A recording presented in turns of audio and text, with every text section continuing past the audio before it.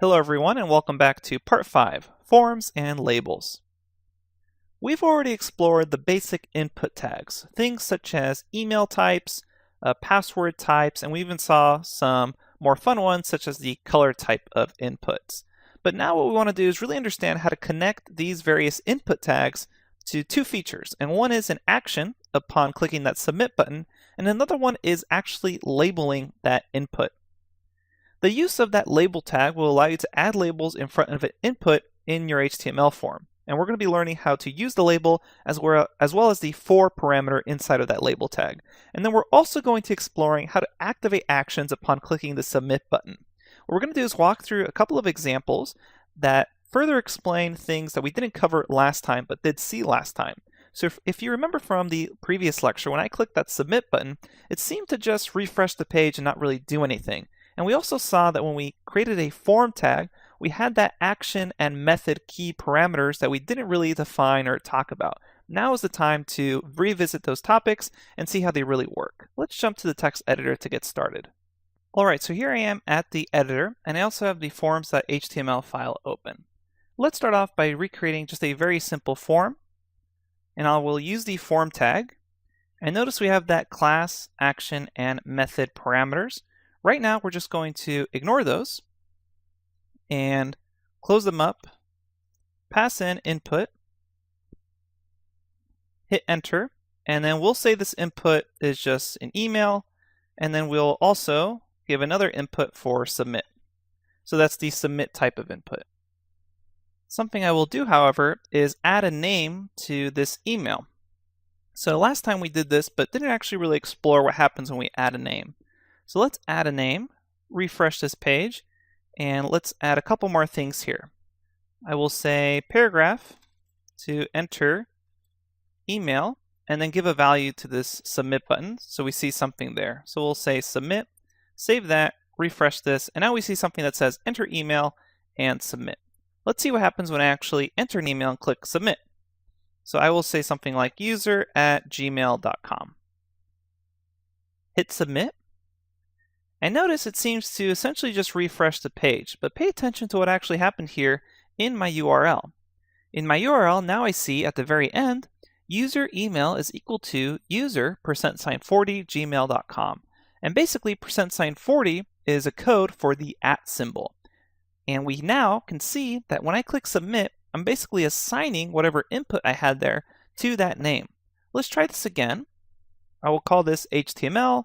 And instead of entering email, I'm going to try just with a very basic text input. So I will say type, let's say enter here text. I will say type is equal to text, and then give this name something like user input. We'll save this, refresh, and now I see enter text.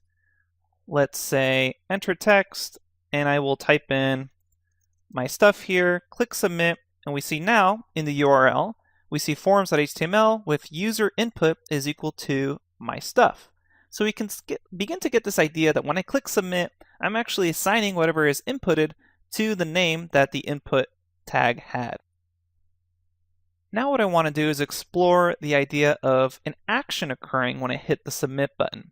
So far right now when I hit submit, it basically just refreshes the page. Let's see if we can perform an action to go to another web page or another website upon clicking that submit button. So we come back here to form and put an action in. And then we can pass in a web page. Now a lot of times you won't be passing in another website, you'd pass in another web page within your own web application. But right now, since we don't have a full backend, we'll just say the action is equal to HTTP, and we can say HTTPS let's say facebook.com. And then we need to also supply the method, and we'll say it's a get value method. We're going to be talking a lot more about method and get versus post in future lectures, but right now let's just keep it simple by saying upon clicking the submit button, the action I want you to do is go ahead and go to facebook.com, and we'll see that we still retain that user input. So let me call HTML again, or forms.html. Here we see enter text, and let's just make sure that's working by saying enter text and take me to FB for Facebook. And we'll refresh this, and now we see enter text and take me to FB.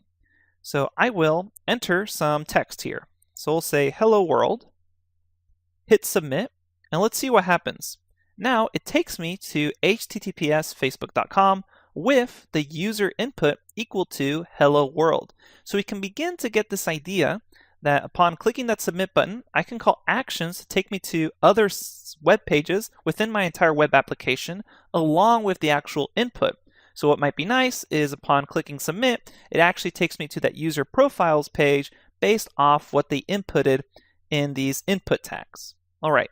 Now we don't know enough about the back end to actually handle a lot of this stuff. Right now we're basically just working all of this on the front end, but hopefully it's pretty impressive what just pure HTML can do by itself. Let's go back here to forms and then finally talk about labels. Labels is going to be just a very quick topic on this. So I will delete this and go back to a normal form, click save, and then show something very simple. Something like enter some text, and then in this input, I'm just going to be having it say text. We'll save this, refresh, and it says enter some text. So I can just say hello world, etc. Now, something I want to notice here is that when I call this paragraph, this input type text becomes a new block. So it's not on the same line as this paragraph.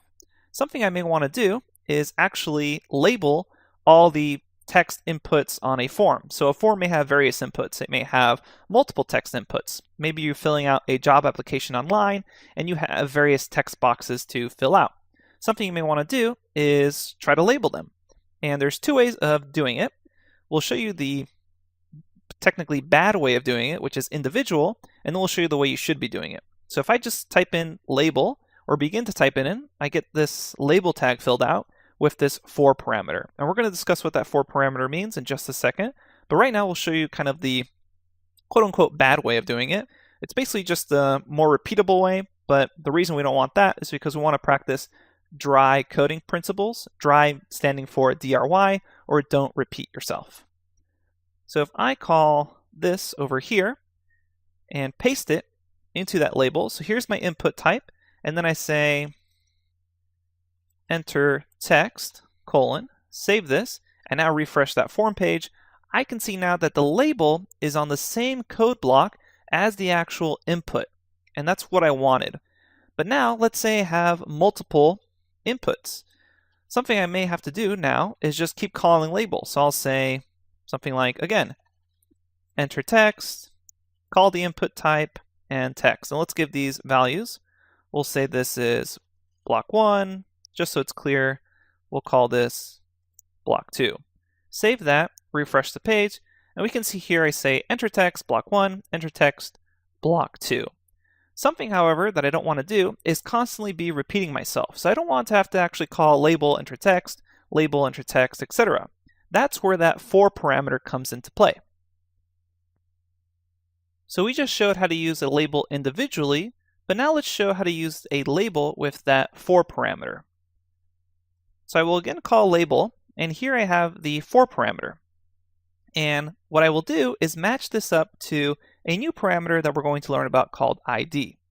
So we'll say this is for user input, and then say something like enter input. And notice that inside of these label tags, it's just the text. I haven't actually passed in the input tag yet. Then outside of this, I'm going to say input. We'll say this is type text, and we'll give it a value, something like hello. And we'll also give it an ID. An ID is something we're going to be exploring a lot more when we talk about CSS in the next section. But for now, I just want to make sure that ID links up and matches the for. And basically what this is saying is it's saying, okay, this label is for the ID user input. And there is the actual label. And then we can see that the input has this ID user input, which means it's going to link this label to this input. So let's refresh this. Well, let's save it and then refresh this. And we can see here, enter input has been linked to this text box. and I didn't actually have to now put that input into this label. And this is just a bit of a nicer and more common way to see label being used. Right now it may not make a whole lot of sense because we haven't really covered ID yet, and we haven't really covered how to connect an ID to another file. But right now, just consider the idea that ID is a possible parameter for uniquely identifying an HTML tag. And that whole concept is going to make a lot more sense. We want to uniquely style HTML tags based off some sort of ID. And that's how we're going to be finding them, based off of this ID. All right, so far we covered forms, how to perform an action with a form, how to label an input, and then how to use label with the for parameter. The last thing I want to mention are two extra parameters you can put into an input, and that is, instead of a value, you can use a placeholder. So notice when I use value, I actually have to manually delete what's already in there. A lot of times on the internet, instead of a value, you will see something called a placeholder. So let's save that and refresh the page, and we can see here we have a placeholder, and it's a little more faint in the font color. And that's because when I click on this, it will basically immediately disappear as soon as I start typing something. So that's much more common to see when you're building a website that has a placeholder instead of a value.